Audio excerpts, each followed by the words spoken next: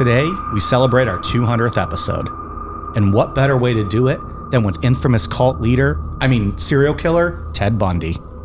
Today, we discuss Bundy's upbringing, his dive into criminal activity, the way he'd stalk his victims, and finally, his first few known murders. We'll get into all of this and probably shit on his pompous personality along the way. I'm Mike. I'm Ian. And I'm Dave. If you thought this day would never come, you're not the only one. So stick around. Happy 200th episode, Necronama family. This is Necronomapod. And there he was, an operative for the Republican gubernatorial candidate, pleasant and sophisticated, even when he was accused of political spying. It's hard for me to believe that what I did is newsworthy. And my part in the campaign was so insignificant, I'm embarrassed that I should be getting this publicity from it. Really embarrassed. Bundy's years in the Pacific Northwest were busy ones. He earned a degree in psychology, entered law school, and worked in mental health and law enforcement. By all appearances, he was on the road to success. In 1974, police began investigating crimes involving women, mostly college students. Nearly every month, in and around Seattle, a young woman was murdered or disappeared. So this is a rare occurrence for me. Yeah. You did the Kent State outline. That was what, 3 weeks ago? It was more, maybe Something about like three weeks ago. And I already have a break. You did the whole Ted Bundy outline. You've written the book on him. I did. Yeah. Yeah. Well, You know I wasn't going to everything brag about it, but you're okay. welcome. I gave you the notes. Yeah. I'm thinking it's going to be a 2, maybe 3-parter. I'll see how I finish. But yeah, I figured, you know what? You take this one off. I know everything there is to know about Ted Bundy. I'll write the notes and I'll give them to you. Did you learn anything new in this vast amount of research you've done on Ted Bundy that you didn't already know? No, nobody taught me anything on this one. They've used me as sources in Ted Bundy books. So I figured, hey, I'll write the outline and you just go ahead and read it, pal. I appreciate it. Yeah. Hey, happy Father's Day. Thanks. I'll take the day off. Yeah.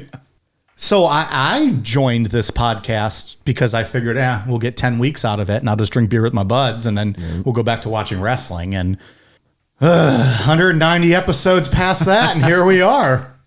200. I'm thinking this became like a thing. It's evolved a lot. That's slightly a thing. Yeah. People with tattoos are like, you motherfuckers, this better be a thing. We got through COVID and stuff. We're recording remotely. It was a lot. For almost a whole year. Necronamapod has survived a pandemic, a global pandemic. It's true. I don't think we missed a damn week during that. Ever. And we weren't even in the same fucking town at that point. Yeah, for parts of it. Yeah, for I most of it. didn't love that remote stuff because you were kind of... Says the guy who's already booking his retirement and getting the fuck out of here. I am moving out of Ohio at some point, so it will become a remote show here. But we can afford better equipment by then. Sure. It won't sound like we're talking in a fucking tunnel or something. But you're just kind of at the whim of the internet company, and I don't know. Sometimes their service drops, and you get dropouts over the internet, and it was hard sometimes. Sure, yeah. And we didn't have video for any of that. No. Pretty much all of 2020 was just no video. We tried video. I want to say it was like the Michael Jackson episodes. Maybe. We recorded that was a 2-parter, wasn't it? Or was that one long part? It was 2, Mike. Well, yeah, it was Thanks. 2. I think we recorded 1 or 2 parts, both parts separate. And I think we tried video, but it just didn't work. It's kind of weird. It's weird. Because it wasn't the same. We were using a different audio system than the video was. Yeah. So it's not like it was synced up. So then when we did audio during the pandemic a few times, you don't see each other. You kind of talk over, like you don't know when someone else is going to speak. The conversation doesn't flow as well. Sure. I feel like I've gotten into a rhythm with my outline writing where I like give a break where I figure one of you guys are going to talk. Well, and when Dave takes his glasses off, we know that's the universal sign for he has something to say. For almost all of 2020, I didn't have the glasses. Visual cues. Right. It was just all If we're going to video. break kayfabe for a minute, Dave takes his reading glasses off. He's got something to say. Yeah. So I don't know. True. It's been very cool. I don't know. Very humble for all of it. More than anyone ever expected. That's right. Yeah. More than people probably wanted. They're like, oh, these assholes are doing an Earth episode. Like that guy on just the other day on iTunes. 1 star. Nope, not for me.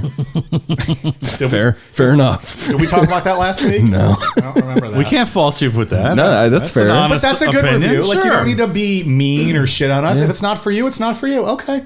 He didn't have to call me a potato or say anything nasty to me.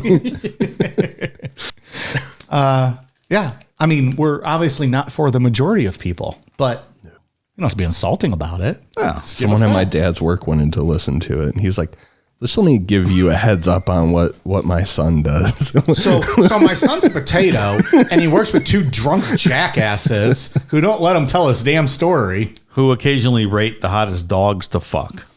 Also true. Oh, yeah. Hey, look, I'm the only one who answered the question that you guys asked. You guys didn't have the balls to answer that question. Asked No, and I didn't. answered. Yeah. Asked and answered. Don't say I ever run from a question. Anyways, we'll save more of this maybe for the year-end show when we recap this year. Talk about, by then we'll be at what, I'm not good at math, but by then we'll probably be at 400 episodes or something. I don't know. I don't think that's how math works, no. Okay. Well, never mind then. Not on the Gregorian calendar, no. I think you're just making up words now. So we saved our highly requested one. Apparently, Dave's episode was not good enough, though. I thought the Ted Bundy episode we did on Patreon on April 1st, 2021, year of our Lord, was an exhaustive look at Ted Bundy in a very thoughtful and... It's almost selfish that people didn't love that one and demanded something else. I feel unappreciated, Yeah. maybe, that they weren't satisfied with just that episode alone. And we should say it was on Patreon, so you'd have to be on that. We tried to give them something special. Never satisfied. So today we'll break down Zac Efron's body, his abs, Yeah. his dynamite areolas. Who was better, Zac Efron or Ted Bundy? I am not hard in the slightest right now. We'll get you there, pal. We'll get you there. I'll give a little more Zac Efron. Night's early, buddy. Yeah. Is Ted Bundy the Casey Anthony for women? Don't know. If he's not, who would be? I'm not saying it's quite as extreme. Yeah, I don't know. I guess it would be him. I mean, if you're getting Zac Efron to play you, Yeah. you must be a decent looking guy. There is one of those pics of Bundy where he looks just like Zac Efron. We looked at it earlier tonight with the beard, Yeah. right? Like it's Like a Ringer picture. it's crazy. It's almost hard to tell which one is which. But mostly, the if you watch the interviews with Bundy and the pictures, he's just a goofy fucking... He's a goofball. I don't know. Yeah. He's not some overly gorgeous, handsome dude. I don't know. Is it his charisma? Is it his confidence? Did he have the it factor? Yeah. Oh, for sure. The charming. He seems charm. to have, yeah. Yeah. He seems goofy as fuck to me, but I guess...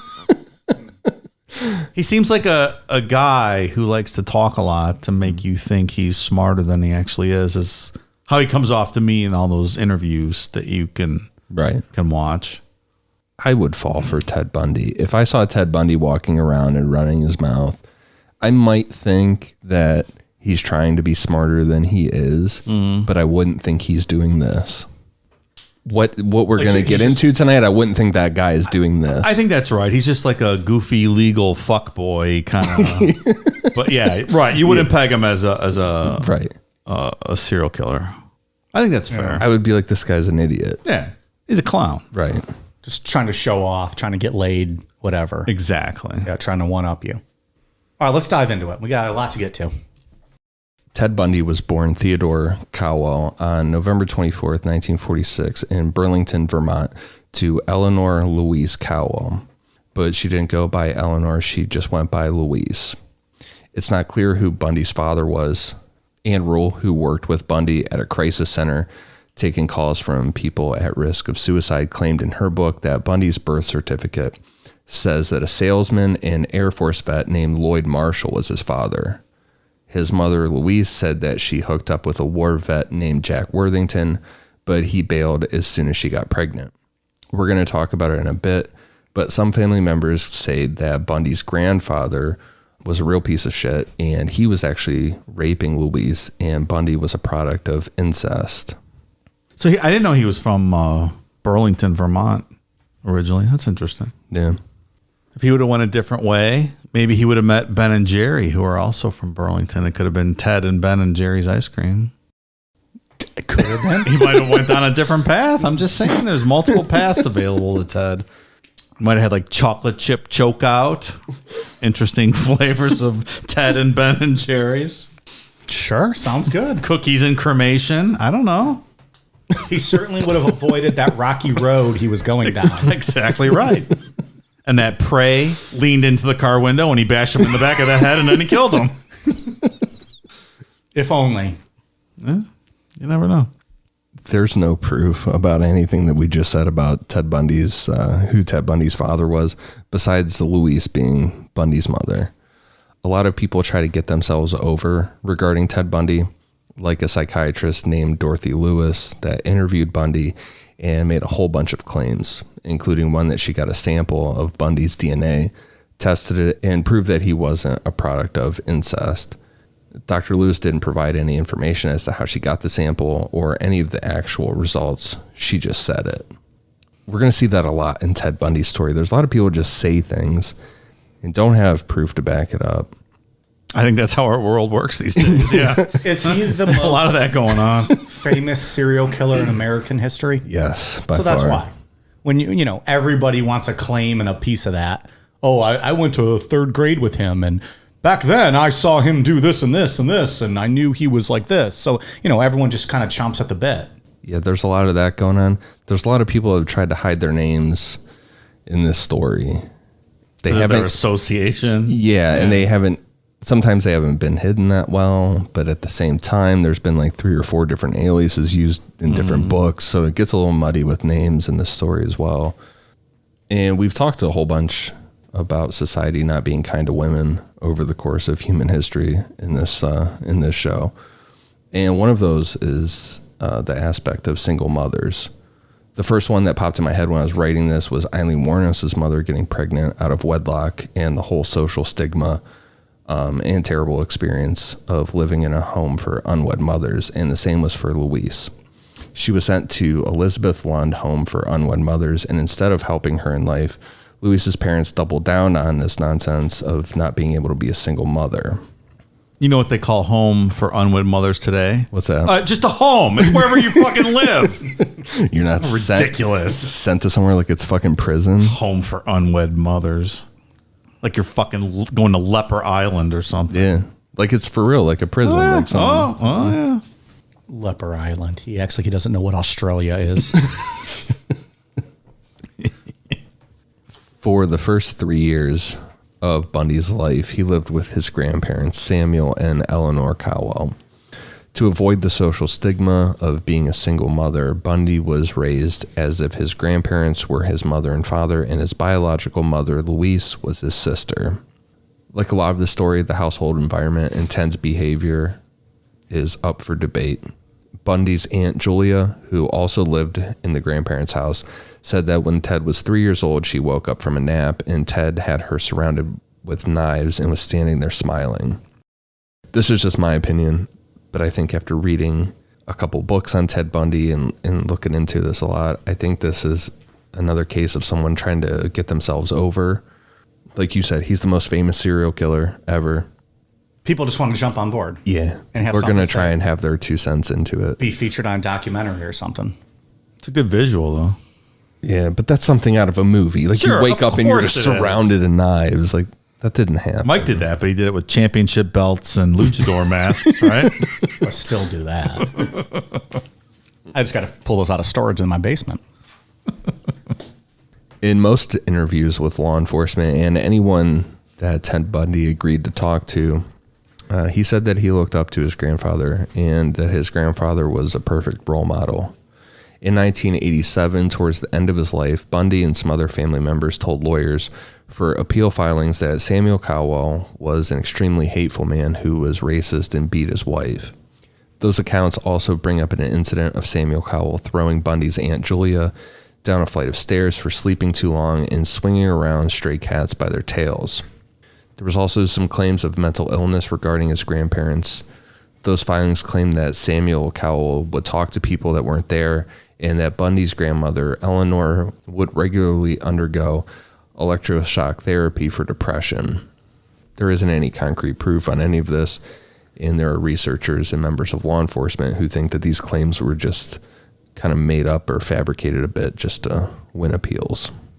A la Casey Anthony throwing her pops under the bus to get acquitted. Yeah, or like grabbing that woman that her dad drowned her kid in a pool. Yeah. And all of a sudden, right, her kid drowned in a pool. Yeah, that kind of stuff. In 1950, Louise changed her last name from Cowell to Nelson and left Philadelphia to move in with her cousin Jane and her husband Alan in Tacoma, Washington. It's not clear about that last name change. What it sounded like to me was that her family kind of pushed that on her, like, we don't want you to have our last name. Get the fuck out of here kind of vibe is what I got from it. Yeah. Rude. Just because she had a one-night stand with probably an Air Force guy.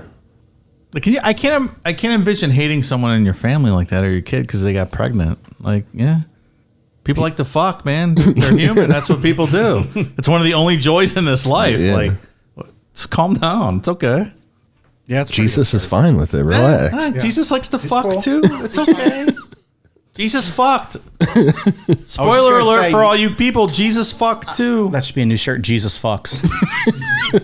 Jesus liked the pussy. He gave Mary Magdalene anal all the time. He loved it. It's okay. Just go listen to Bible Babble. It's on Patreon. He liked her pooper. He liked to put his penis in her pooper. Jesus liked butt sex. He loved it. I think he invented butt sex. He might have, Mike. He might have been the first person to be like, holes is holes, Joseph. Like, God fucked your wife, Joey. It's okay. People want to fuck. You think he cucked Judas? Did Judas have a wife? I don't know. They almost got divorced because they like just took off and followed Jesus around for a bunch of years, right? Those wives didn't. But then meanwhile, Jesus was banging Judas's wife. And then Judas found out. Was that Jesus' scam? Like he got all the guys to leave and then he fucked all their wives? That's pretty good. Now we're on to something. Not bad. That's some biblical revision there. I like that. The gospel of cuckoldry. Jesus the bull. In 1951, Louise figured it was time to move on from all that negativity that was put on her, and she went to a singles night at the Tacoma First Methodist Church, which was kind of like a speed dating thing. There she met a hospital cook named John Bundy, and the two of them hit it off. They got married later in 1951, and John adopted Ted, officially giving him the name Ted Bundy, and Louise and John went on to have 4 other children. I'm sure he didn't regret that decision, right? Depending on who he talked to, Bundy told different versions of his life in Tacoma. On one hand, he said he just kind of wandered around looking in the trash for porn magazines. And on the other hand, he said that he would find true crime publications to read, but only the ones that involved sexual violence. If he could find ones with pictures of dead women, those ones would be the best. In a letter to Ann Rule, Bundy said absolutely none of that was true. Stephen McCaud and Hugh Eisenworth were 2 journalists who were able to interview Bundy later in life. He told them about Escalation starting in these years, and based off other serial killers that we've covered, I personally feel like this is the closest thing to the truth. Bundy told McCaud how he would canvass neighborhoods and find windows with blinds open to spy on women. CloseYourBlinds.com could prevent that problem. 100%. Also, Peeping Toms maybe should be called Peeping Teds going forward. Right? Maybe so. How did they get that? Did we ever discuss Peeping Toms? How that became a thing? A name? Peeping Tom? Like, what did Tom DeLonge ever do to anyone? Maybe there was like multiple Toms that got busted for that and it just became a thing. Yeah, we'll have to look that up. I believe it's from the Lady Godiva story from England. Peeping Tom. Okay. So we have an origin story.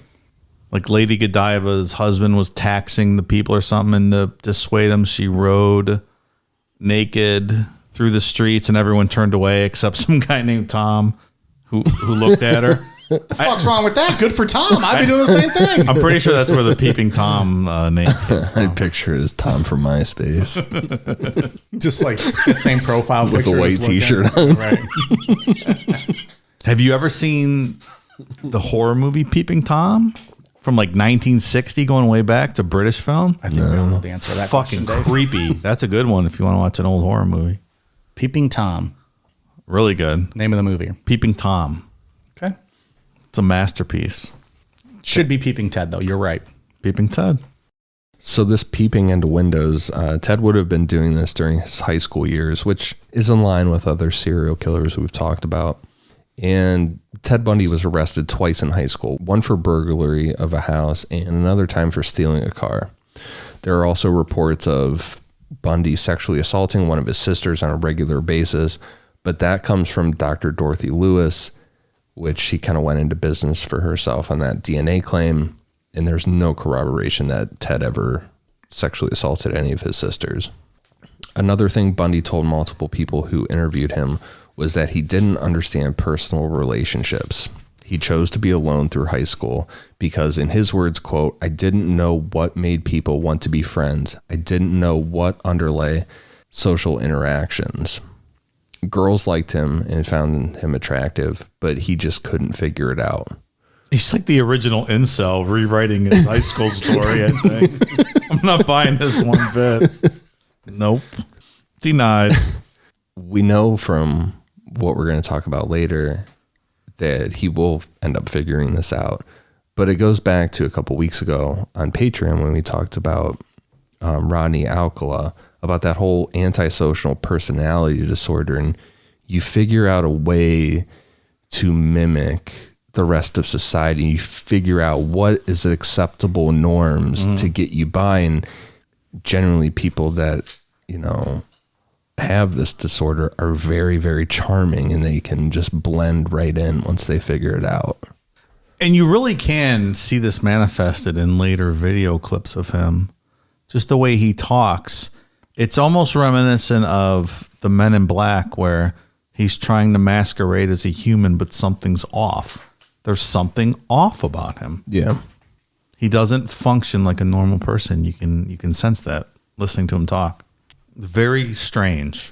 He's not a real person. Yes. He is a shell of a exactly human right. being. You can see it. So we are clearly stating right now Ted Bundy is an alien. Really, if you think about those Men in Black stories we've done where they're trying to mimic what a human is, but they're one step off because they don't fully understand what that means. That's the vibe I get from watching him. He's a weird fucking guy, man. He's a lot like Rodney Alcala on that just chance meeting. Like, you just meet him for 5 minutes. You would never think anything like this. You would never think he would physically attack anyone. Yes, agree. A lot of serial killers, I don't like to acknowledge that they're scary. It's just piece of shit guys that can't interact with women, that end up taking it out on either women or their images of their mother, and you want to believe prey on the weak. And you want to believe you can spot them in a crowd, like you see Gacy. Yeah, I could probably pick him out, or Ted or Jeffrey Dahmer. Yeah, like I'd be like, he's right, off. That dude's exactly. A little weird. Like, I'm not going home with that guy tonight. This guy's the anti-serial killer. Why you pick Gacy? So the one guy shows up in a clown outfit, all of a sudden he's a killer. Yeah, like if the manager of KFC is asking you to come home and watch porn with him and a group of other guys and teenage boys, I'd be like, nah, I'm good. Nah, Holmes, I'm straight. It's getting weird. It's exactly what made this guy so dangerous. Absolutely. Bundy graduated high school in 1965 and attended the University of Puget Sound for 1 year and then transferred to the University of Washington. Things were going good for Bundy, and in 1967, he started dating a young woman named Marjorie Russell. So we've talked about this today. At the time, when I wrote this, I didn't know that her real name had been used. You said you saw it in the documentary, potentially on Netflix. They showed a picture of her yearbook with her full name, unless they somehow pseudonymed, photoshopped that picture. I'm pretty sure that was her real name. And that's a weird thing with this story, like we said earlier, that names get changed. So the book that I read was Stephen McCloud, and Hugh Eisenworth, they used Marjorie Russell. One of the big common ones was Stephanie Brooks. I saw they using, yours was Diane. Diane, they refer to her as Diane on Netflix. And they showed a yearbook pictures, which seems like that was her. That would be real fucking weird if they did that. Yeah, I think that was her. I think her name was Diane. That'd be ultimate kayfabe. Too much, maybe. Too much kayfabe. So just for the sake of this outline, we're just going to go with Marjorie Russell.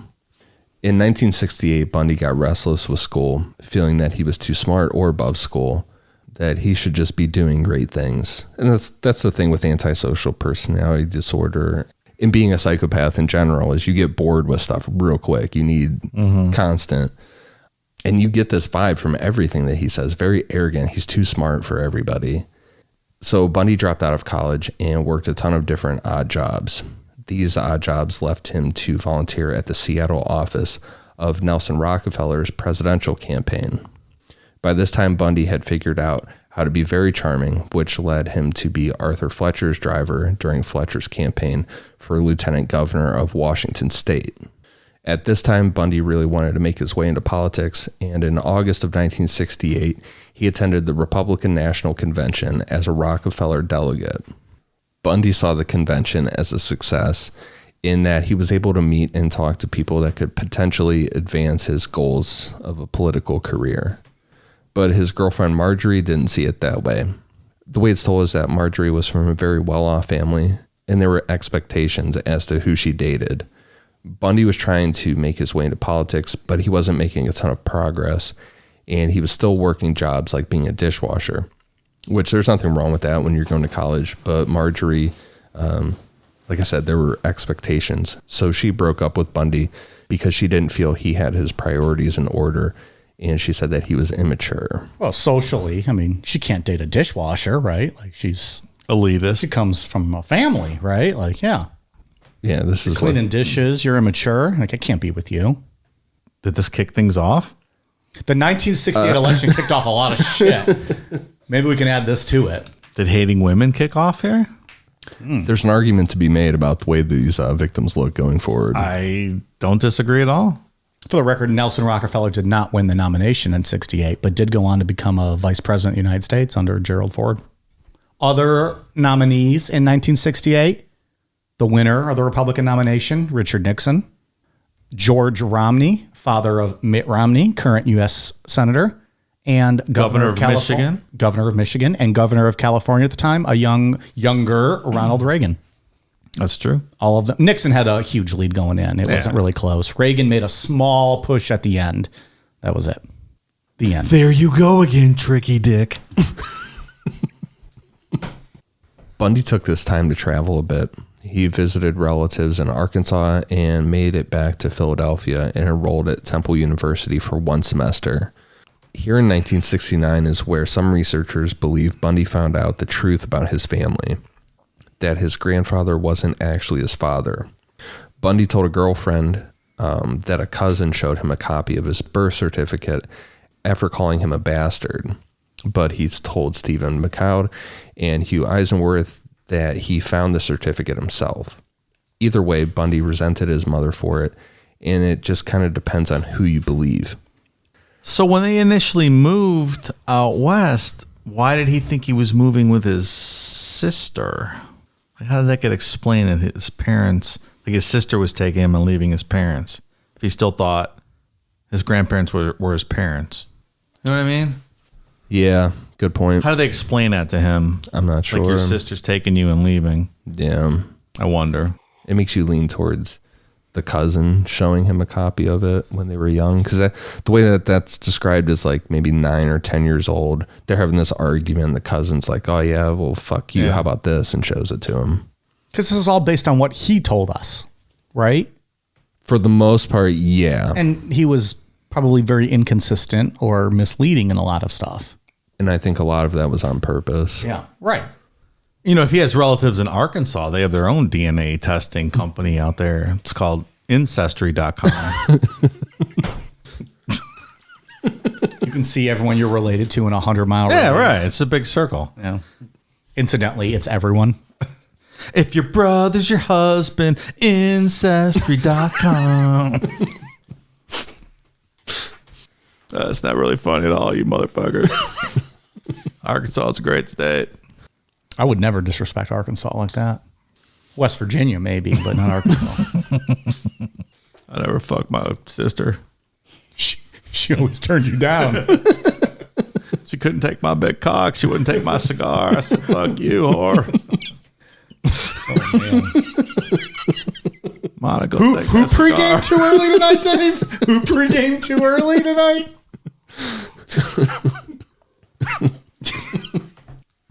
After a semester at Temple, Bundy ended up back in Washington in the fall of 1969.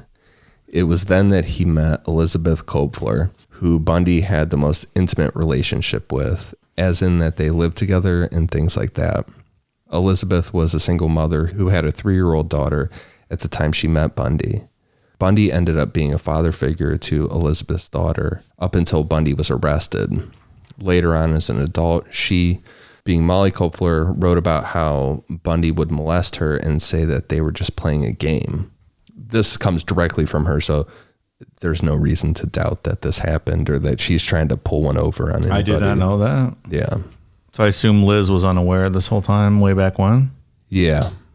And part 2, we're definitely going to talk about Liz a bunch because Liz ends up kind of being the hero in all of this. She dropped the dime, right? Yeah, she ends up being the hero in all That's this. a teaser.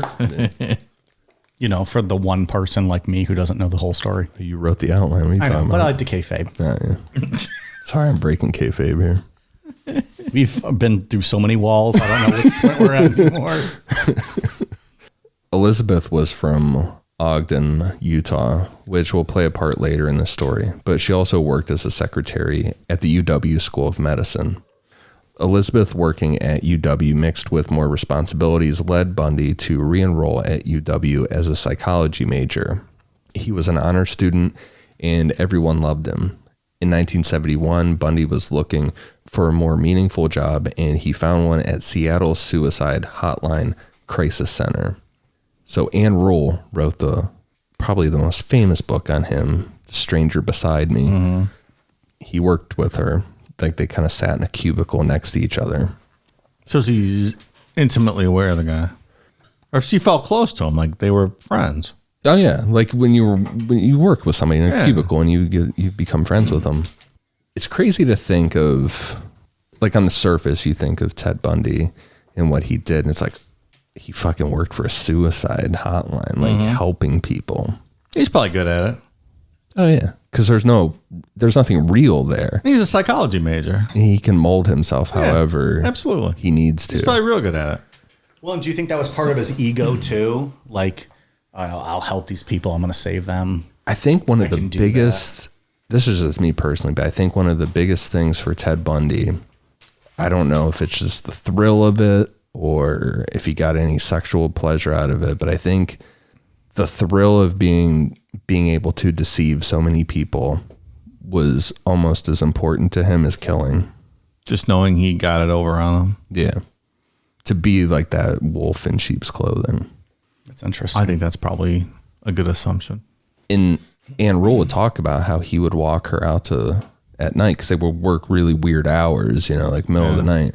And when they're walking through the parking lot, he would walk her out to the car and like make sure she got in her car. And he'd be like, you need to watch out, Anne. There's, people lurking in dark parking lots. You never know who's out here. And wow. I just read the other day, I didn't know this, that he had a secret love child with Anne Rule. They named it Ja. What would I do without my baby? 'Cause every thug needs a lady. I got a fetish for fucking you with your skirt on in the backseat of the Yukon. Is that a Ja Rule line for real? Yeah. With the I don't know. I just knew the 2 lines I love said. Ja. Ja Rule's awesome. He's mesmerized with the Shanti. He's got a really good voice. Oh, man, that's great. That deep, kind of raspy voice. Yeah, he's got a couple good songs. Oh, yeah, absolutely. He's got that cool movie with Steven Seagal. Which one's that? He was in a few movies, wasn't he? They were in prison and Seagal was undercover, so I forget. It's absolutely ridiculous. I feel like that's a straight to DVD movie, wasn't it? That was straight to DVD. I always liked Ja Rule, though. I gotta finish fucking you with your skirt on. That's a good tune, man, with Ashanti. That's a great song. Ashanti's good. Oh, yeah. We were just talking about her the other day, remember? Mm-hmm. Like, whatever happened to Ashanti? We were talking about Ashanti on the show? Oh, no, in our text thread. Oh, I missed that one. I got a message from somebody that asked me if we were going to see the Ashanti show, like in Williamsburg, Virginia. I'm like, but we didn't talk about it on the show. No, I don't think so. I'm like, so someone just randomly. I'd love to, but no, I don't really live in Virginia. But I'm not making a trip for the Ashanti show. But no, that sounds great. I mean, if Ja Rule was opening for her, I'd maybe that's road trip worthy. I don't know. It's a long drive though. As much as I like Ashanti, you know. So you guys just happen to be talking about it in a text, and then someone randomly DM'd you asking if we're going to do a Ashanti show. I specifically That's remember creepy. this because I remember she was featured on a song, or like some young kid remixed her song. And I was like, oh shit, you guys ever, like whatever happened to Ashanti? You guys remember that? This must have been one of your 7 a.m. conversations where I just... yeah, and I was like, she's really fucking attractive. Like whatever happened to Ashanti? Yeah. Oh, she's a smoke show. Oh, yeah. Yeah. What did happen to her? Is she still around? She's still... Ja Rule was fucking her in the backseat of the Yukon with her skirt on. That's what happened to her. I'm pretty sure that was kayfabe and they were never dating. Because didn't he also do the song with the one chick from Destiny's Child? Not Beyonce, the other one? Kelly Rowland? Yeah, right? He's got a song with J-Lo. That's real good too. He knew. Ja Rule was the man, dude. I'm telling you. Those early 2000s, he's like, you and you and you. Oh, Snoop Dogg wants a song? No, I'm going to do the hot chicks. I'm going to do songs with them. Smart. Absolutely. What's Love? That's the song. What's Love? That's a good Fat tune, Joe, man. Ashanti, Yeah. and Ja Rule. Look, the way you feel, the way you look. That's the J Rule, or that's the J-Lo one. Oh, okay, that one. I like that one. What's that one called? I don't know. I don't remember. Well, anyways. He's got some bangers, Ja Rule, man. I'm telling you. Now we're going to do fucking Ja Rule. You got to hit up that Ja Rule back catalog, man. Some good stuff there. But it's not even his catalog. It's not his song. Doesn't matter. You got to scroll through everyone else's. Doesn't matter. Comes up in the search. It's like Snoop Dogg. You just got to see him featured on everything. Has Ja Rule ever released an album? Ever? Or is it just, of course. you say that, but you don't know. Oh, I know. It's everyone else's songs that he puts on an album. The album's called Featured. Ja Rule Featured. Ja Rule's in my hip hop playlist. Let me tell you. I'm not. I do like him. I'm not trying to shit on him. I just think it's hilarious. Although he was involved in that whole that festival, the Fire Festival thing. Oh, not a good look for Ja Rule. No. Yeah, he kind of fucked up with that. Not great. All right, so on page 4. Yeah, I don't know how we got to Ja Rule. How do we get to half the things we get to? Ja Rule is Ann Rule and Ted Bundy's love child. That's why. That's how we got here. That joke happened. He had been waiting an hour and a half to lay that joke down. So Bundy graduated from UW in 1972, got back into politics for a bit with working on campaign teams and things like that, but it didn't really go anywhere. However, it did lead to Bundy reconnecting with Marjorie Russell. Marjorie was attending UW as an out-of-state student. She lived in California. So while doing campaign work for the Republican Party, Bundy ended up in California for a bit in 1973, and he ran into Marjorie. Marjorie was impressed with Bundy. At that point, he had accomplished a ton of stuff since she last saw him, and the two of them started dating again. Bundy was still dating Elizabeth, and he had no plans to leave her. In the fall of 1973, Bundy was accepted into the Seattle University School of Law, and his relationship with Marjorie was getting really serious. They would talk on the phone for hours, and she would fly out to Seattle to visit Bundy. Like, he had his own place that I'm almost positive he just had for this whole plan with Marjorie. Bundy started introducing her as his fiance, and they would talk about marriage. Then in January 1974, he just cut her off. He wasn't returning Marjorie's calls. She was writing him letters, and he wasn't responding. Finally, she got through to him by phone, at the end of February. And she's like, what the fuck is going on? Like, we're talking about getting married and stuff, and you just stopped talking to me. In a completely calm voice, Bundy said, quote, Marjorie, I have no idea what you mean, and hung up. Marjorie never heard from him again, and this was a success for Bundy. He had successfully gotten revenge. Cold motherfucker playing the long game here. That is so fucking weird. Yeah. And so long. Yeah. It's like, I'll show you. Like years. Yeah. Years of planning to do this. I don't hate that revenge. Like that style. Like this is the one woman that he didn't, have any real criminal issues with. But like she ditched him when he was just trying to, cut his teeth, work hard. You know why? Because he couldn't kill her, because he was already linked to her and she was a high profile, well-to-do family. So that was off the table. Maybe so. He probably 100% would have killed her. Absolutely. But instead, he led her on, made her fall in love or get smitten. And he was like, bye. It was plan B. Next best thing he could do. Break her heart. Because he couldn't kill her. That's Break her right. heart. That's right. I'm still going to say it's weird It's very weird to just string carry it someone that along long. for But, years. The guy was busting his ass, cleaning dishes at the time, before he became a piece of shit and was, trying to cut his teeth in politics. And, oh, you're not good enough for me, is what she said. Shortly after this, it seems like this is where stuff went off the rails for Bundy. He started skipping classes. And then by April of 1974, he had just straight up dropped out of law school. We don't know for sure when Ted Bundy started killing. What we do know is that he was at a minimum looking into windows to spy on women this whole time. So like all this shit that we've talked about where he's doing this normal stuff, going to law school and things, he's already looking into women's windows this whole time. And I think that everyone is in agreement, whether it's researchers or law enforcement, that he escalated far before his first known murder in 1974. At one point, he told investigators that he attempted his first abduction in 1969. The FBI's 1992 field guide on Ted Bundy used to profile similar offenders.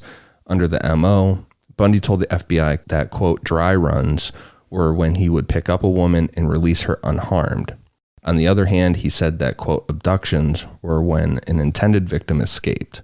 So if we believe his statements about 1969, he intended to kill a woman, but she got away. Just using his words. But none of them ever came forward later on and said, hey, I think this guy, I got away from him years ago. Kind of a handful we're going to talk about a little bit. Ones that say, oh yeah, I saw a guy with a sling walking around asking for help, shit like that. Yeah. No one that I know of, at least, that was like in the car with him and then they let him go, he let them go. He told psychologist Art Norman that he killed 2 women in Atlantic City while visiting family in Philadelphia in 1969. He also told homicide detective Robert D. Keppel that he committed a murder in Seattle in 1972 and another murder in 1973 where the victim was a hitchhiker, but he refused to go into any details. This is just me personally, but I think what Bundy told Stephen McCoud and Hugh Eisenworth about his escalation is probably the closest thing to the truth based on what we've talked about with other serial killers. Bundy doesn't give dates or even a year for this information, but at least I found it to be a very fascinating look into a guy that most of the time refused to talk to anybody about the psychology behind what he was doing or reasoning. When he talked to them, Bundy would only talk in the third person and never use his name as to not incriminate himself. Even though the motherfucker's already sitting on death row, he still would not use He always thought he was going to get off. Right. He always thought he was going to pull this off. Every time. Yeah. So he would only talk in the third person. And earlier in this conversation, he alluded to having to be drunk to act on his impulses, which we're going to learn later on is just absolutely not true. Well, when you watch the documentary, Michaud says that he gave him that idea for the third person because he said he kept meeting with him. They weren't really getting anywhere. So he gave him that idea to say, hey, why don't you speak, from your psychology background, that what you think this person did or how they would have reacted. And he took the bait. And he's like, yeah, that's a good idea. So the book that I read, Conversation with the Killer, Ted Bundy, it's basically just a transcript. It's a transcript of the whole conversation with him, and then they put in like little parentheses with notes and stuff. Yeah. So I want to say like 40 or 50 pages into the book, it's nothing. There's just this kind of rambling nonsense they're talking about, and then all of a sudden around 50, Stephen comes in and he's like, "Hey, I got this idea now," and he pitches it to him, and then Bundy's like, "Interesting. Well, I'll think about that." And then it'll give the date. A couple days later, they talk again, and he bites on it, and this is what he does. It's almost like that OJ "If I Did It" book. Yeah, kind of with the plausible deniability. Here's what I did. Right. But if I did it. Yeah, that's exactly what it's like. Here's what I would have done. It's like he sat there for a day or two and was like, I can make this work. Yep. I can play a game as much as, Sure. I can play it at my... Because I'm so smart. My level. I'm so smart. Yep. That's exactly what it is.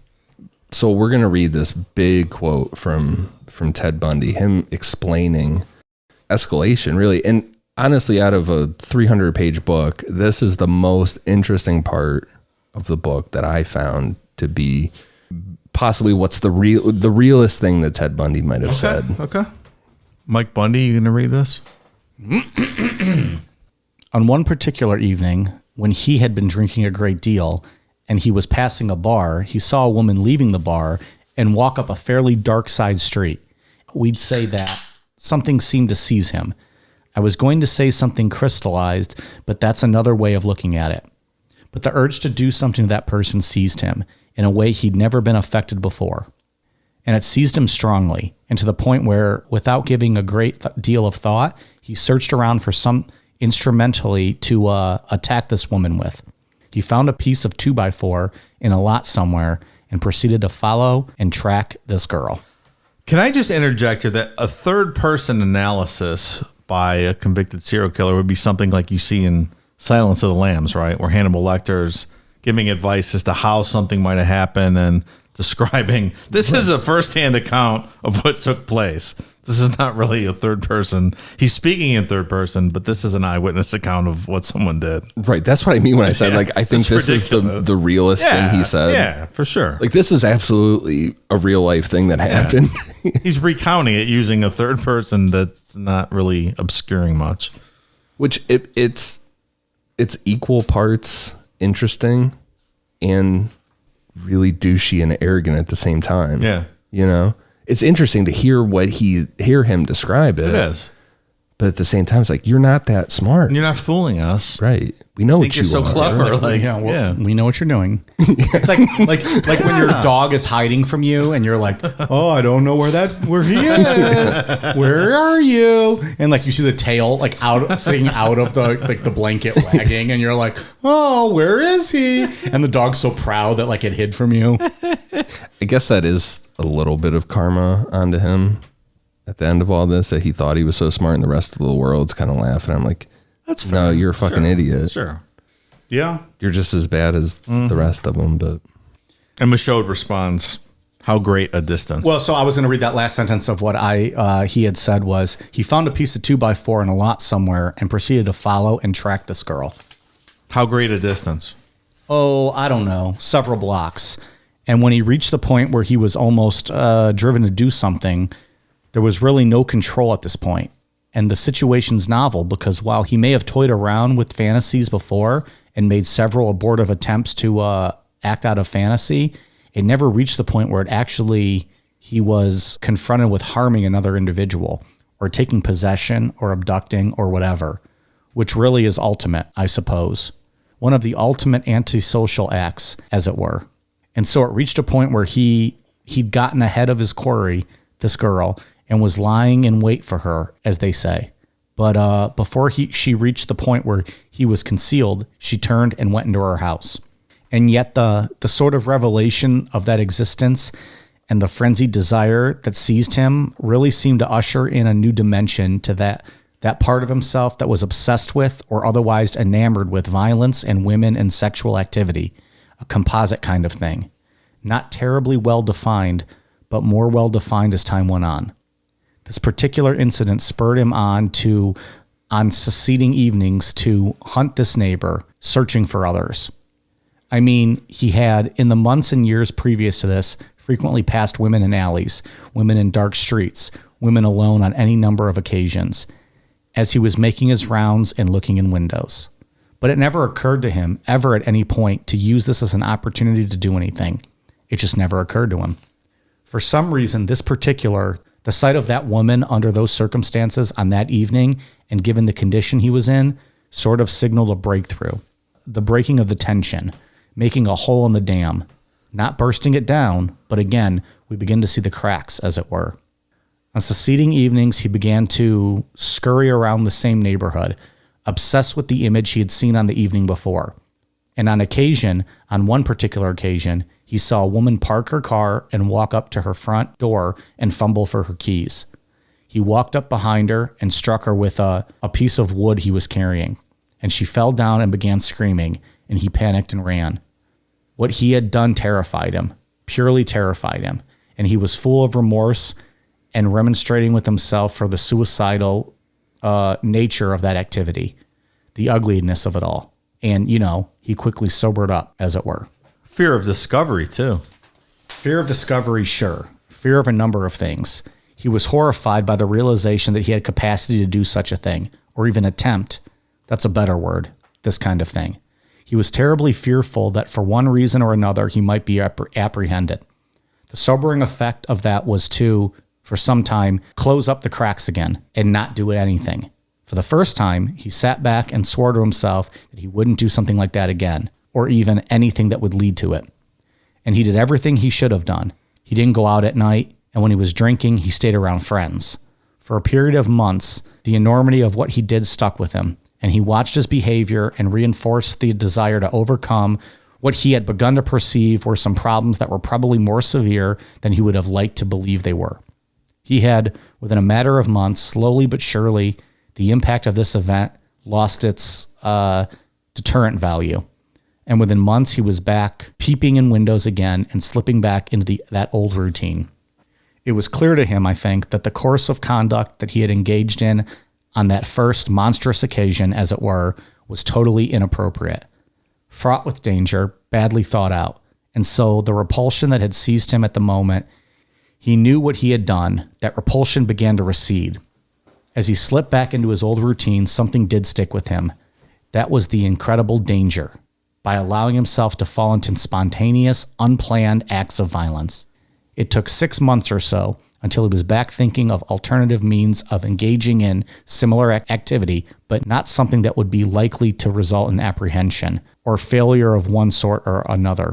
And as I said, this took place over a period of months. Then on another night, he saw a woman walking home late at night or early in the morning. He followed her home, looked in the window, and watched her get ready for bed. And he did this on several occasions, for this was a regular kind of thing. Eventually, he created a plan where he would attack her in the house, and early one morning, he sneaked into the house through a door he knew was open and entered her bedroom.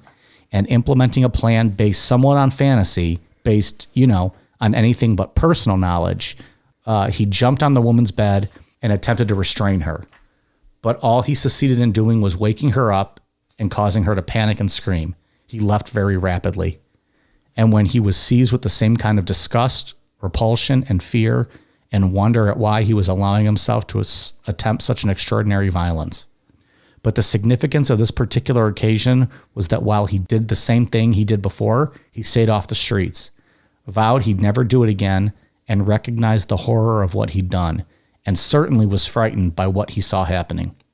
It only took him 3 months this time to get over it.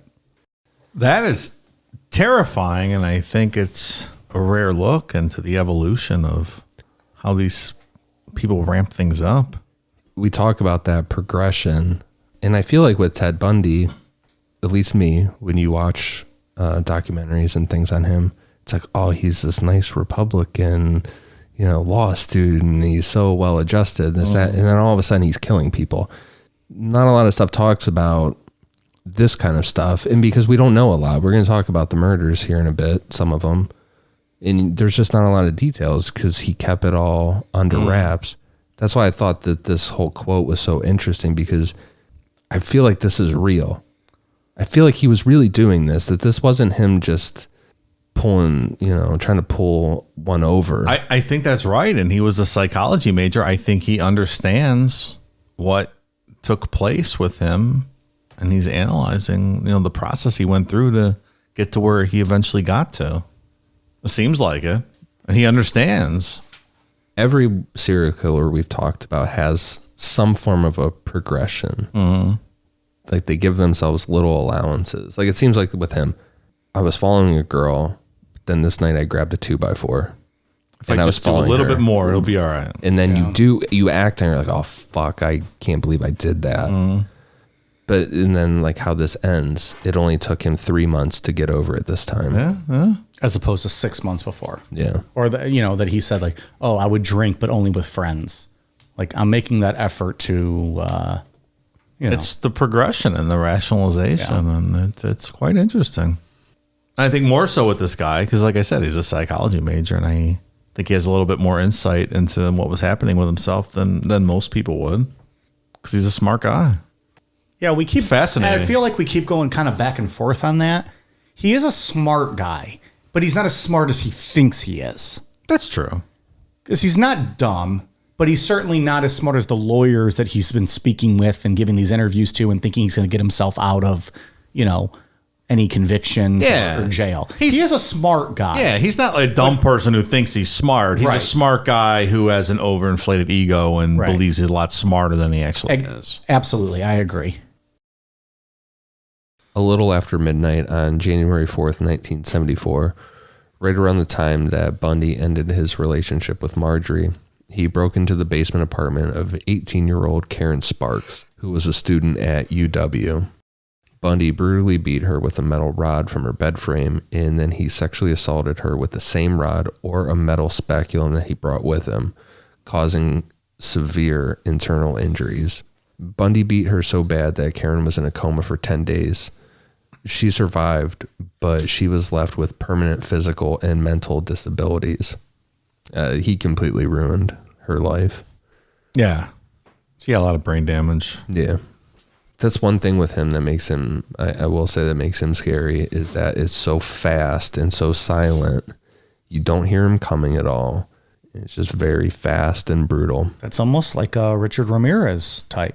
He'll just break into your house and beat you while you're sleeping with a tire iron or something, a hammer or whatever. And just, that's it. Like you don't even have a chance to defend yourself. That's terrifying, getting woken up like that.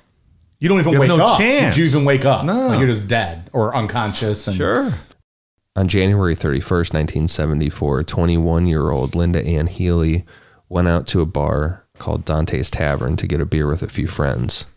Linda was entering her senior year at UW as a psychology major, and on that night, they didn't stay at the bar too long because Linda had to get up early for work, and one of their friends needed to get on a bus before 10 p.m., so they all headed out a little after 9:30. After getting home around 10 p.m., Linda talked to her boyfriend on the phone for about an hour, and then she went upstairs and hung out with one of her roommates until about 12 a.m. Around 12 a.m., they said goodnight, and Linda went down to her bedroom.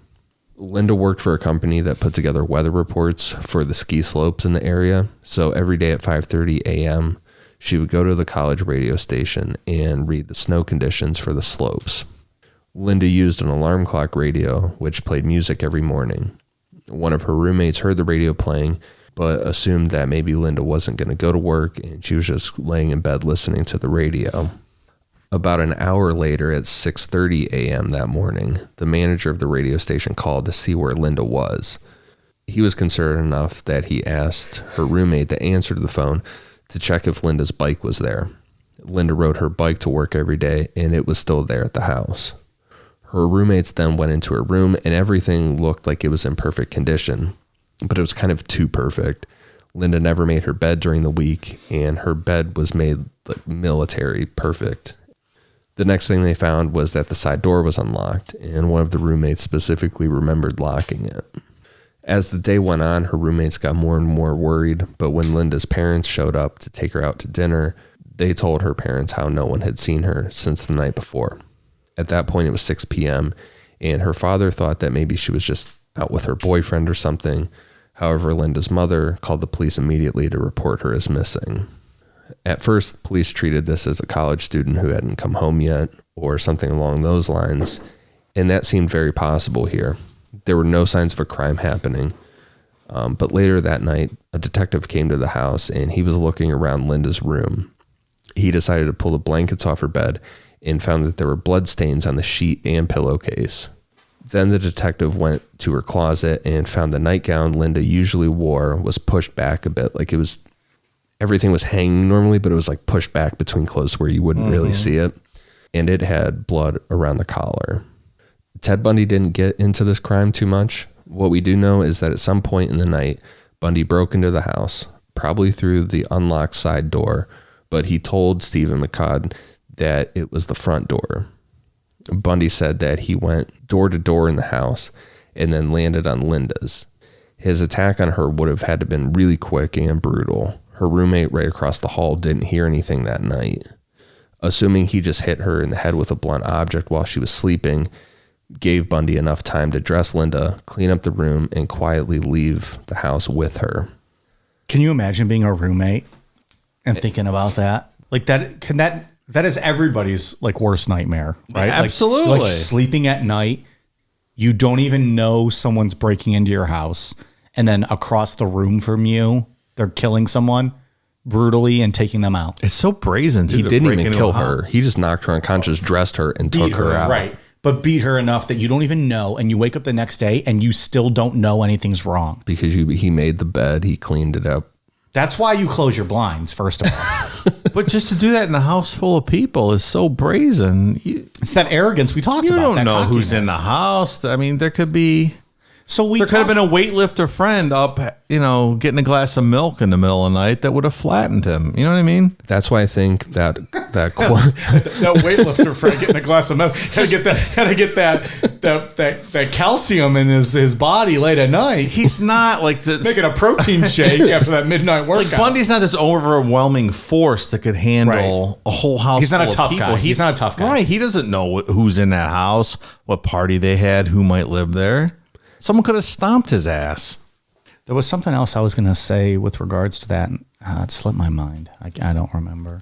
If I think of it, we'll come back. All I'm saying is if I happened to be banging Linda's roommate that night and I was in the house and I got up for a glass of water or milk or whatever. You'd have beat his ass. I'd have beat his ass in the kitchen and this story wouldn't have happened.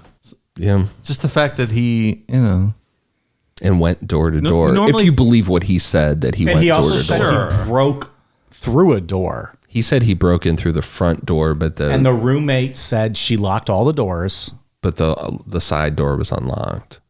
But she said she remembers locking it. Right. So he probably went in through the side.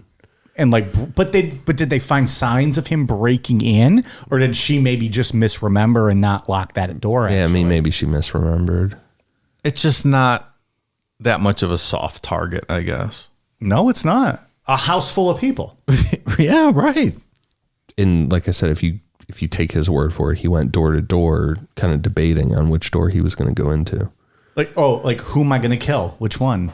How do you know what's behind the door? But it's the arrogance. Her roommate and her boyfriend might have been up smoking a joint there, and the guy was like, "Who the fuck is this clown?" And just cold cocked him. Right? He's not the bull we ordered tonight for me to be cocked. It just seems very risky. It very much does. But that also makes it more terrifying. Yeah, I guess. Like, when are you safe? According to what Bundy told McCod, is that he probably gagged Linda and she came to either in his Volkswagen Bug or outside of it when they got to a remote area of Taylor Mountain. Bundy said that this location was chosen beforehand, and after he raped Linda at this location, he killed her quick, but he didn't say how. Based on other things Bundy said to investigators, it's believed that a lot of his victims died while Bundy was raping them, like he would strangle them from behind while he was raping them. That's really dark. But we don't know that. That's just assumption based on, like I said, based on what he's told other investigators. All we're left with this murder is that Linda's jawbone was found at Taylor Mountain in 1975, and Bundy and his longtime girlfriend Elizabeth went to Dante's Tavern a lot. Elizabeth also said that around this time Bundy would walk home a lot when they went out. And usually walking home, he would pass Dante's, like it would be on his route. So it's safe to say that Ted Bundy either saw Linda at the bar when him and Elizabeth were drinking, having dinner, or whatever, or he just happened to pass her while he was walking. So I think he's probably keyed in on her specifically. And he may have went door to door inside that house, but he was looking for her. Yeah, he maybe didn't know what door was hers. Yeah. Maybe he even peeked in a few of them. Exactly. With those, if you're being that courageous, you're looking in, oh, that's not her. Right. Moved on. I think so. Yeah, this wasn't a random kill. No, not at all. After this, female college students started disappearing at a rate of 1 per month. Jesus. On March 12, 1974, Ted Bundy abducted 19-year-old Donna Mason from Evergreen State College in Olympia, Washington. That evening, Donna was planning to go to a dance class at the college activities building. Then right after that, she was going to go to a jazz concert at 8 p.m. in the library. Donna left her door a little after 7 p.m. for her dance class, which that building was about 200 yards away. Donna never showed up for that dance class, so somewhere along her walk to the activities building, Bundy abducted her. One of his favorite ways to get these young women to drop their guard is that he would fake an injury and intentionally drop items in front of them. If someone took the bait and offered to help him, he would ask them if they could help him carry that item back to his vehicle. And in a lot of these cases, Bundy strategically parked his Volkswagen Bug in quiet areas away from potential witnesses. This gave him enough time and space to hit his victim over the head with a crowbar and abduct them. Reminds me of Buffalo Bill in the parking lot trying to get the couch in the van. Exact same thing. I bet that's where they got this from. I'm sure a lot of things were based off Ted Bundy. Oh, yeah. He had a thing for the Volkswagen Bug, though. We're going to see that in part 2 and 3. He steals a lot of Volkswagen Bugs along his travels. Yeah. That is odd. Big fan. Yeah. When I was a kid, we had a Volkswagen Bug in 1974. Was it cool? Yeah. I've never been in one. They look tiny. That's not great. Are they more spacious inside than you think, or no? Yeah, it's okay. Like the engine's in the back and weird stuff. But they're all two-door. They were. I think so. Two-door cars. I don't really remember. Make me, not that many people have them anymore, but they make me claustrophobic. Like, I don't want to have to move your seat to get out of the back. Oh, definitely not. No, that's what I'm saying. Feel trapped. Yeah. Like nowadays, there's no way I'm sitting in the back of a two-door car. No. Wasn't the engine in the trunk? Yeah, engine's in the back. Oh, okay. I'm sorry. Absolutely. Yeah. But you just be stuck back there in the back seat. Like, unless that person in front of you moves their seat, you can't get out. Yeah. That's just thinking about it now makes it really difficult to breathe. Like, weird car. I can't do that. Fucking Nazi company, Volkswagen. Jesus. Well, I mean, they are. They are. They 100% Nazis. We'll talk about it in a bit here, but Ted Bundy, he rigged his. I think that's part of the reason why he liked these so much, is because he could take that passenger seat out and it would give enough room to have a victim in there. He's like Death Proof with Kurt Russell and his Deathmobile, right? Smashing Rose McGowan's face into the side of the car. Didn't we discuss that on one of our shows recently? That always gets rated as Tarantino's worst movie. I fucking love it. Really? I love Death Proof. One of the best Tarantino movies. I think I put it in my top 3. We all put it in our top 3. I don't disagree. I love it. It's really I think good. It's great. When they whoop his ass at the end of that movie, it's so great. How do people not like that movie? I don't know. It's the same people that probably fucking think lasagna is great. You can't trust them. When Donna didn't come home that night, her roommates didn't think anything was wrong. Donna hitchhiked all the time, and sometimes she wouldn't come back to her dorm for days at a time. Because of this, it took 6 days for anyone to report her as missing. Once she was reported as missing, police were quick to act. Search teams were set up using tracking dogs, but no one ever found any trace of Donna's remains or any clues. The whole hitchhiking thing is still just wild. That people did that. People did that all the time. Can you imagine just getting in a car with strangers now? No. Like, it's fucking crazy. And we all kind of... It's crazy. Like, that was not our day. And it was even before your day. Like, It wasn't like a thing we did. Like, that's weird. It's nuts. Yeah. I've seen I don't a even few like talking people, to strangers at the supermarket, Yeah. let alone like getting in a car and having you take me somewhere. I do remember I remember picking up a couple hitchhikers like in the 80s. You at the tail end when you're out and about. I was trying to do your favor, pal. And, of course you hitchhiked in your day. I personally 90 years ago. Hitchhike. Why would you say such a mean thing to me? I was trying to let it go and say it was all before our time. But just that whole West Coast hitchhiking thing. It's wild. You would think as soon as you started hearing these stories about, but you also had that mindset of, oh, well, that's not going to happen to me. Yeah. Oh, I'm safe. Oh, I trust this man. Like, what is it Mac does in Always Sunny? I gave him the ocular scan. Yeah. I gave him the ocular scan. He's safe. I'm going to get in. What year was Ed Kemper? It was before this, right?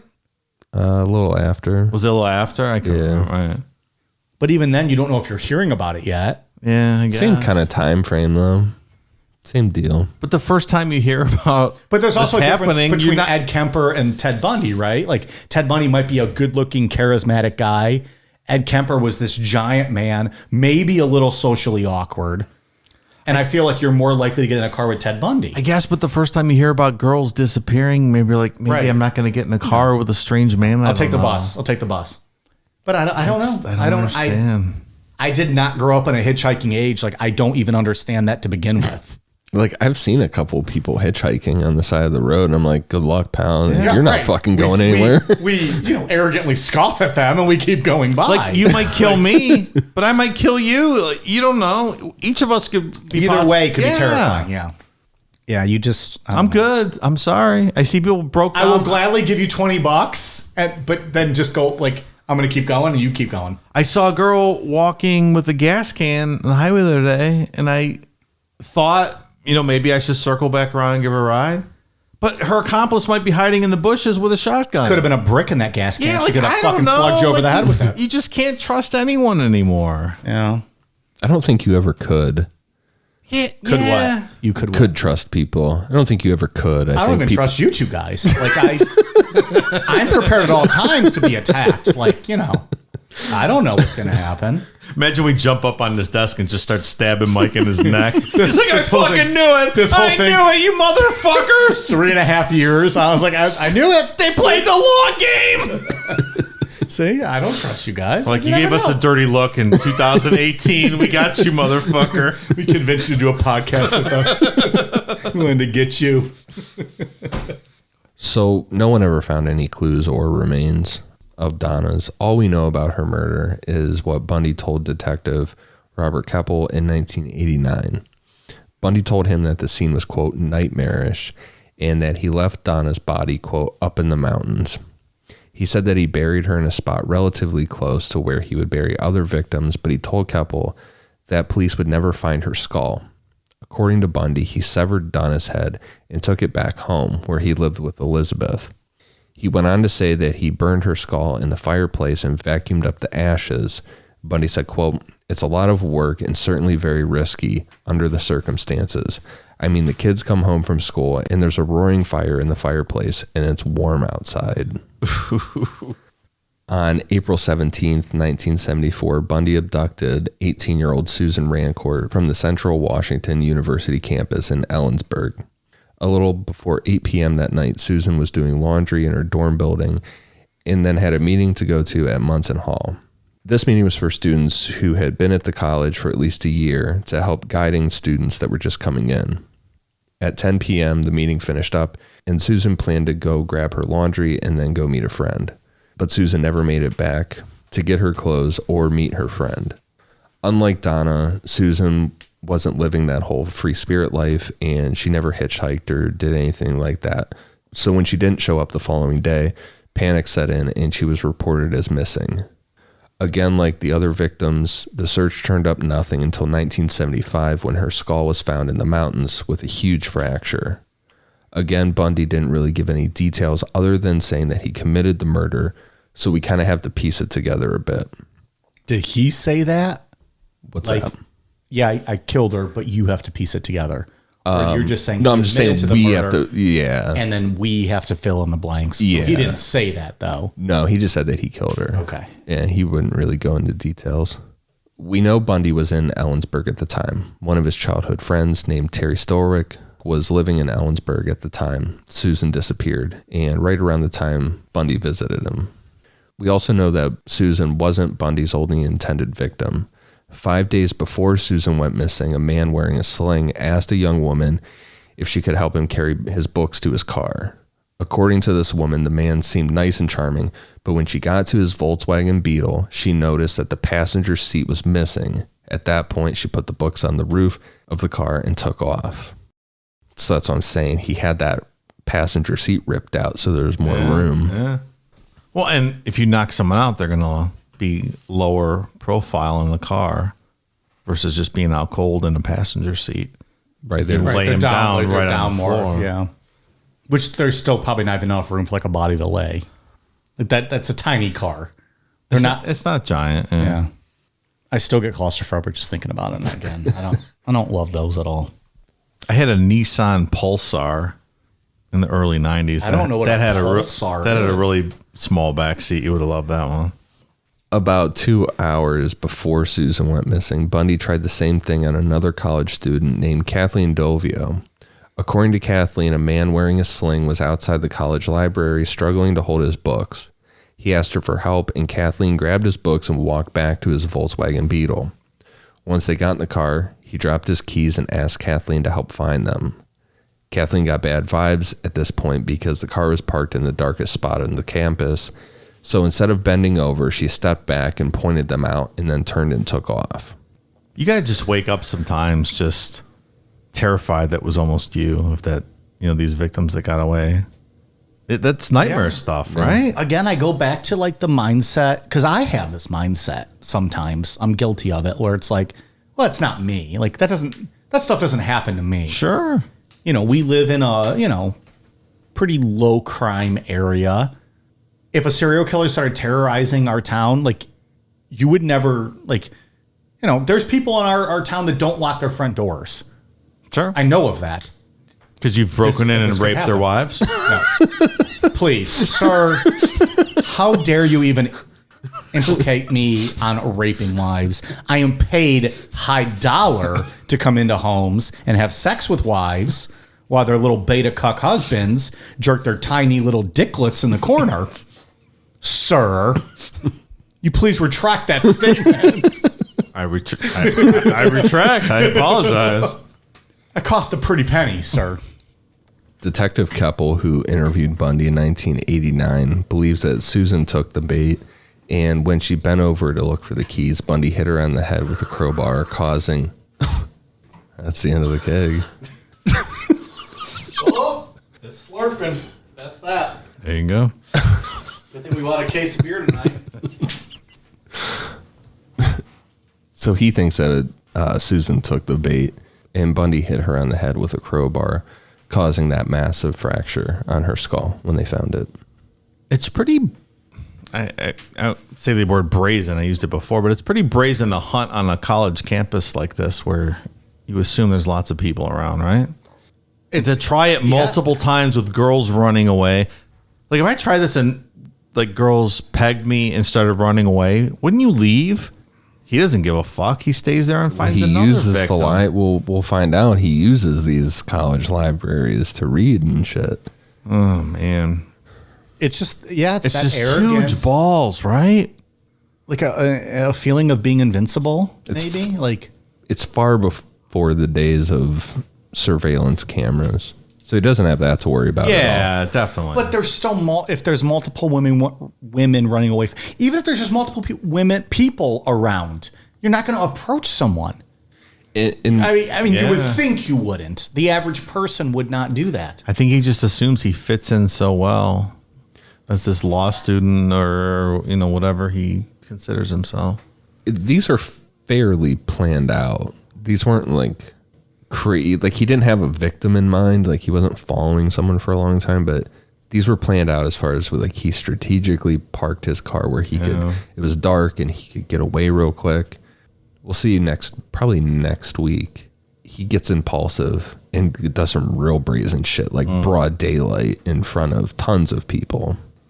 On Monday, May 6th, 1974, Ted Bundy abducted college student Roberta Parks from Oregon State University in Corvallis. Details about her disappearance aren't great. We know 2 things on that day. She had gotten into a fight with her boyfriend. He wanted to get married and she wasn't having it. And 2, she was last seen walking between her dorm at Sackett Hall and the Memorial Union Building. While walking by Memorial Union Building, Roberta stopped to talk to her friend Lorraine about a Spanish test that was coming up. After that, Roberta told Lorraine that she was headed to get some ice cream and then go home. And that was the last time she was seen. Again, her remains would be found on Taylor Mountain, which by this time had become the burial site for all of Ted Bundy's victims so far. All Bundy gave regarding this murder was that weird third-person shit that he was giving to Stephen McCaud. According to Bundy, she was lonely and depressed, which makes sense with the boyfriend issue. And after talking for a bit, he convinced Roberta to go with him to get some food and grab a beer. Now, Bundy said, in his opinion, there were 2 possible reasons why she accepted his invitation. He was either convincing enough or she just wanted to take her mind off of things. Once they were in the car, Bundy lied and said that he needed to collect his thesis from a nearby typist. At that point, he drove out to a secluded area where he could attack her, then drove another 5 hours to his burial site on Taylor Mountain. And that's something that I feel like I might have glossed over a bit in this outline, but all these victims are significant. They're all in Washington State or in Oregon, like in a general area, but Taylor Mountain is far away from most of them. So he's driving hours, and with this specific murder, he killed her and then drove 5 hours to bury her. Bury her, and then 5 hours just to come back. Or wherever he was going, probably back with, his girlfriend, Liz. Which logistics-wise is smart. Well, yeah, you get as far away as possible. Yeah. And that's the thing where, feel like we keep alluding to like part 2 and 3 or whatever, but he really makes a mess of all of this as far as, state lines are concerned, and when it's a federal crime and when it's not. And, he crosses state lines a lot, whether it's on purpose or not, By this point, panic was starting to set in that there was a connection between all of these cases. And that's where we're going to pick back up on part 2. In part 2, we'll get into this investigation of missing college students in this area. His last murder in this area of George Ann Hawkins. I wrote here that we're going to try to wrap it up and not go to a third part, but that's just not happening. So never thought it would. Yeah, we'll get into that stuff next week and see where it goes from there. But well, if there's ever something that's going to go, because we're making an effort to get everything done in 2 parts now. If there was ever going to be one that goes longer, perhaps Ted Bundy is appropriate. You know who didn't make mistakes? The people that just signed up for Patreon. They're loving life now. We got some special shout outs to Joseph Richardson. The bigger the fupa, the tastier the chalupa. That's ridiculous. Genius. Veronica Curino, Maggie Long, Gabby, Dave's new sugar baby. Hey, what's up? Dave, you got a sugar baby? Apparently. Okay. Where am I writing a check to? Well, Sam Squamch 76, Necronama Poop, Mitch Eberl, Dan the Crier, Mike Oxsmall, John Clancy, Taylor, Titty Twister Annihilator 69, Kayla Lowe, Mark Coffin, Mike Loves Rusty Trombones. Give it a try, I guess. Spicy Cantaloupe, Adam Gardner, Brandon, DJ, Bobby Petty, Robert Williams, Mario Soltero, Hannah Nicole, Hanpan, Ryan Oldfather, Trey Allen, Sherry Blake, Chris Ramirez, Noah Wallace, Ford's Boards, Addie Raber, Keegan Robbins, Maisie Fugate, Hellianus, Ragnar the Decimator, Irma Sanchez, Deep in My Punani. That's Dave's. That's Dave's. That's Dave's. Damn it. He catches me every week. There's certain words that Dave likes that you can tell. D, pin my punani.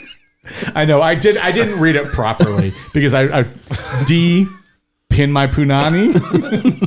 Strange Unicorn, Molly Kelly, Joe Moraldo, Justin Schmickel, Alicia, Laura DRC, Lady, Nikki DiCardo, Javier Vasquez, Tool Sucks. All right, just stop right there. Wow. It's absurd. With an exclamation It's a point. ridiculous name. Come on. He's calling you guys out. Dead Neds 007, Oscar Bermudez, Nathan Can, Brenda S., Dirty Dilf, Holly Ogden, Colonel Cum Dumpster. Here we go. Reporting for duty, sir. Right. Oh, fucking army. Open wide and If report. the Aztec warriors ever want to go to battle, let's go. Because we got cum dumpsters and fucking dick schlongs and whatever else fucking stupidity. And us three will be blowing our whistles as we have our men attack and men and women attack. Alexandra Pilcher, Lauren Teskey, G-Spot. I'm surprised you could find that word to read it, Mike. I know, that was a tough one. I had to sound it out.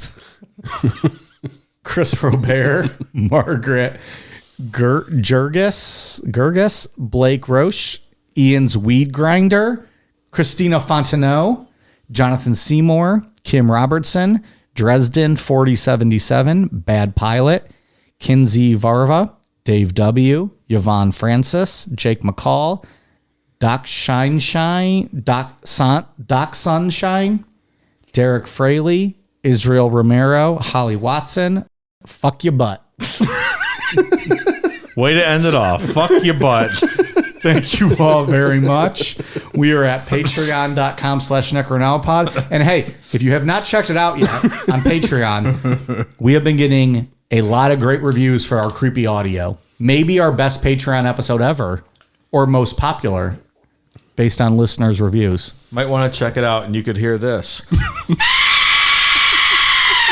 Super creepy. That is the Aztec death whistle that Ian, Dave, and I all purchased immediately after doing the show. I think they're almost sold out on Amazon now by the amount of people that have sent us pictures of buying them. Check out our posts on social to see the exact one that we bought. We posted a photo of it because it's got good reviews and it sounds fucking awesome. You won't get let down. It's midnight, blowing the Aztec death whistle. Have you cupped the bottom of it yet? He did the other night when he started blowing it. Terrifying. Yeah. It's not as loud, but it's terrifying. Yeah, it gets the point across. Yeah. Oh, yeah. Ted Bundy would be wise not to use one of these when entering a home because that would give away where he was coming. Ian's like, yeah. Stupid point, Mike, but yes. All right, that's all I got. Ian, what you got? For iTunes, I have one for Charlie O'Ma, B. Woodford, Miranda 0498, and Yo 416. Thank you guys for the awesome reviews. Dave, international? No international this week. I don't have anything. Well, Oh, they hate us. Australian friends, where you at? New Zealand friends, where you at? All right, anything else? We good? It was a good show. Long show. That was good. Part 1. We'll see where this goes. Next week, hear my take on rigatoni. You're on Twitter, Facebook, Instagram, YouTube at Necronomipod, patreon.com/Necronomipod, amazon.com, search Necronomipod for all of our latest merch. And hey, we're going to be working on some new shirts. We'll have those out, in the coming weeks. But we haven't posted anything in a while, so we'll get some new merch out there soon. And what else? I think that's it. Necronomipod.com for stickers, and we'll have some koozies coming back eventually here soon too. So stand by for those. We'll let you guys know on that. Thank you all very much. all right, you guys ready for a cool down beer?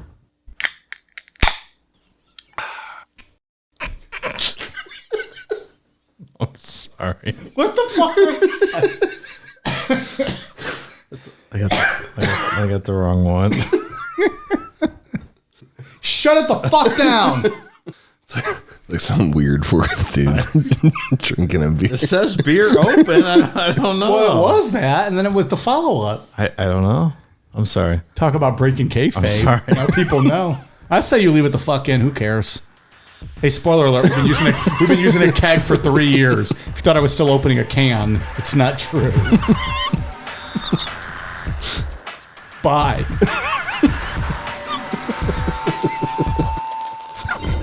Cheers.